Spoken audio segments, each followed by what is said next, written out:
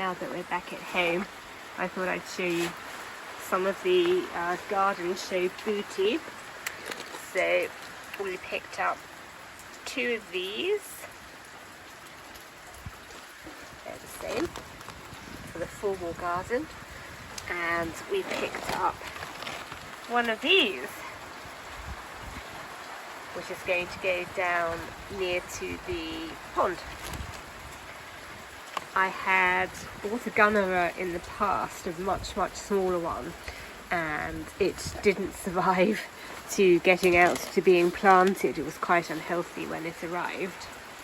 But I feel like we've got an environment down there, which I'll show you when I go to plant it, which will suit this plant, and I hope it'll thrive, because a mature Gunnera is a magnificent plant. And the reason that we bought these isn't necessarily that I think it's the nicest plant that I've ever seen, although it is relatively pretty. It's just that at the flower show, these were absolutely covered in honeybees, and I'm all for plants which the honeybees enjoy, so that was a strong selling point for me. I haven't decided where I'm going to put them. I don't know, I'll put one in the original bed and one in the donut bed, or you know, a combination of putting them both in one, who knows. I will decide that later. I'm probably not going to plant these out today, but I may plant the Gunnera out. The reason I'm not is because I do want to do a bit of tidying on the flower beds. So I thought it might be better for me to get that done before I start putting out new plants, because it'll help me to better see what's going on. And I've got other things I want to get on with today in this lovely inclement weather, which is never a problem when you are properly attired.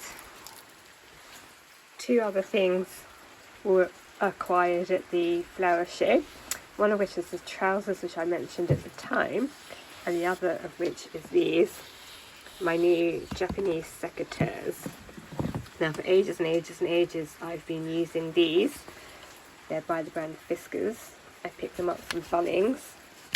They're okay, but I find they're a little stiff now. This is slightly starting to rust and degrade, and they aren't overly sharp. That's not through lack of trying. I just think that it's through lack of quality. So I'm not going to get rid of these.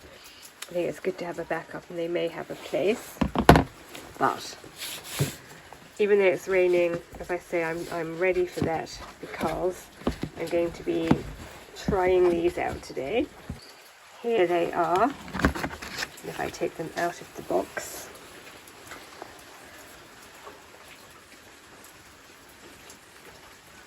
so as you can see, slightly different mechanism, slightly different style, and these are designed specifically for left-handed people such as myself. This motion is very smooth. And I tried a pair out at the show where they had demonstration models, and they are very sharp.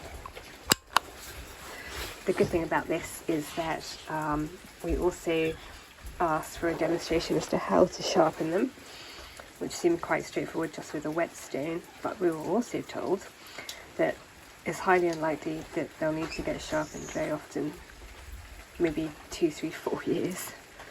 And when that time comes, we just need to send them back to the place we got them from, who will send them back to Japan, who will sharpen them for us and send them back as good as new, maybe doing a bit of renovation if renovation is needed, so that in theory, so long as this company remains in existence, these will literally last my lifetime.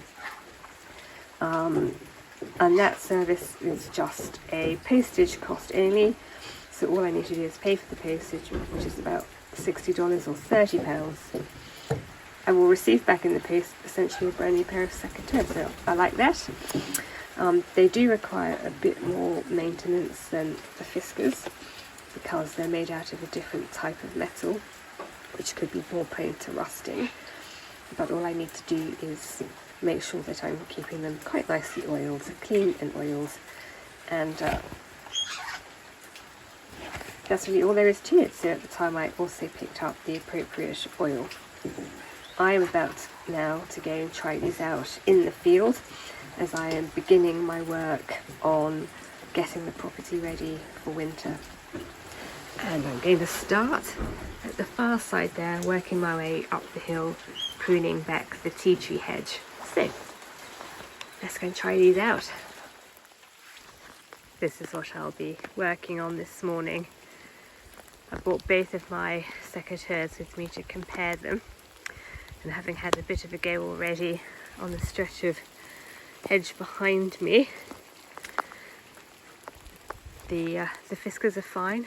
There's nothing really intrinsically wrong with them, but the Japanese ones are so much better, just really because I've noticed that even in the amount of time I've been using them, there's just so little strain, and when you're snipping and the hedge doesn't go up the fire break too, it has to really be cut by hand, that sort of constant snipping accumulates, and the sort of fluidity and the sharpness of the motion and the tool itself is making the job a joy. So I'm going to continue with this, and maybe I'll show you how it's looking once I've done this little section here. There's that. Taken back this year's growth. We're at the point where I think it's not going to put on too much more growth now, so hopefully that'll be that for a few months. Going to go and add this to my bonfire pile. If you go down into the gully in several years in the future, you're hopefully in for a big surprise because I have just been planting out the Gunnera, just been tapping into stakes. So here it is. This is where I always envisaged putting one. So for a little bit of context, if I just pop my hammer down like that. Let's start at the beginning. Our house is there. That's the wood store building. And as you come from the house down here, you come into this little gully. It's harder to see now than it was after the bushfire because of all of this regrowth. But basically I'm in a little gully here which channels overflow water from our neighbour's pond down the gully and into our pond, which is just through there. You can't really see it, but if I stop talking you may be able to hear the water gushing into it.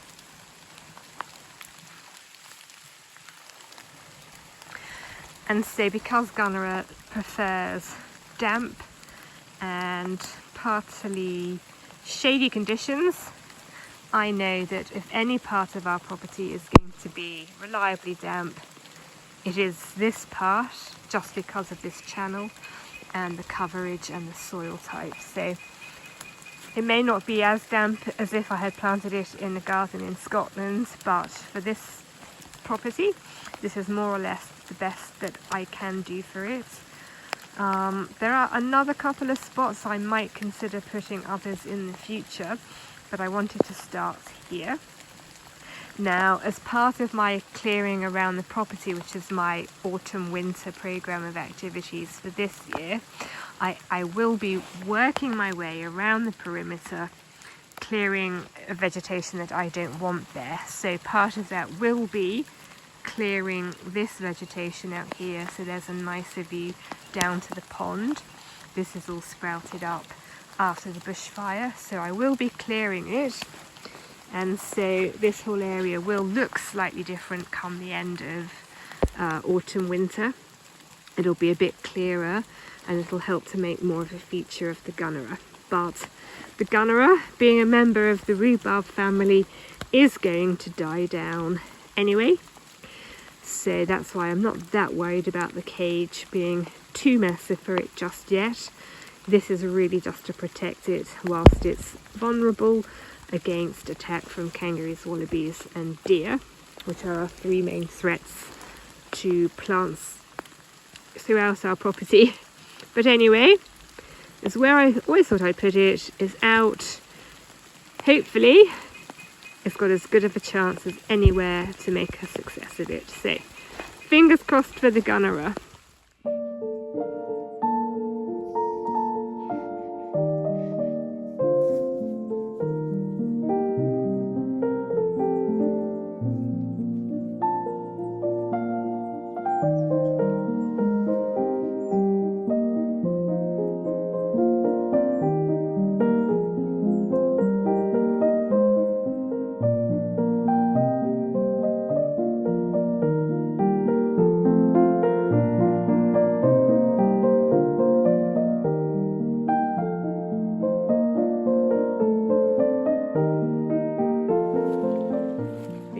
Spate of wet weather, which means pleasingly our pond is at capacity again.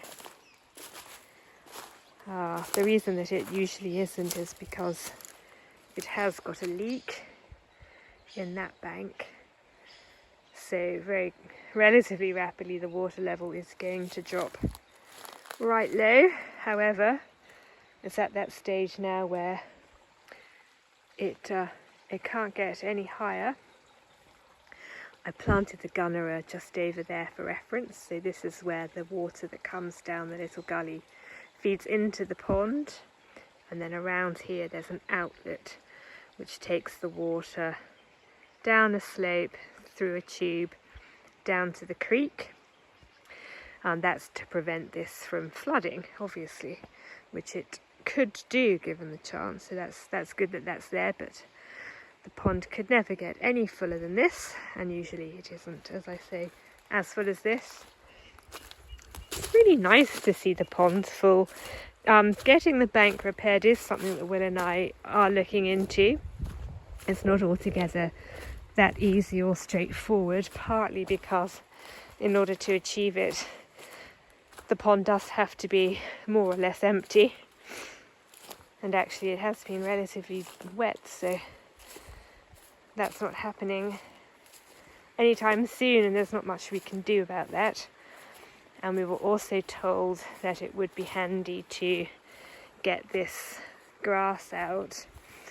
I'm under the impression that what the task involves is basically scooping up the floor of the pond and putting it against the bank, because basically this is made of clay, but at some point along the lines the clay here has failed, allowing the water through. But I mean, how do you do that? How on earth do you take that out? So that's a problem for another day, but it is so nice to see the pond full. And then, as mentioned, this is where the pond drains. Lucky I'm wearing wellies because this is quite deep. So it comes out from there and then wends its way down the road. Tidying up all of this is part of my autumn-winter preparations, and I would also love to have a little bridge here. So that's a project for Will and I to tackle. But I thought, whilst it's all looking nice and full, it might be worth going to look at the swimming pool and the creek.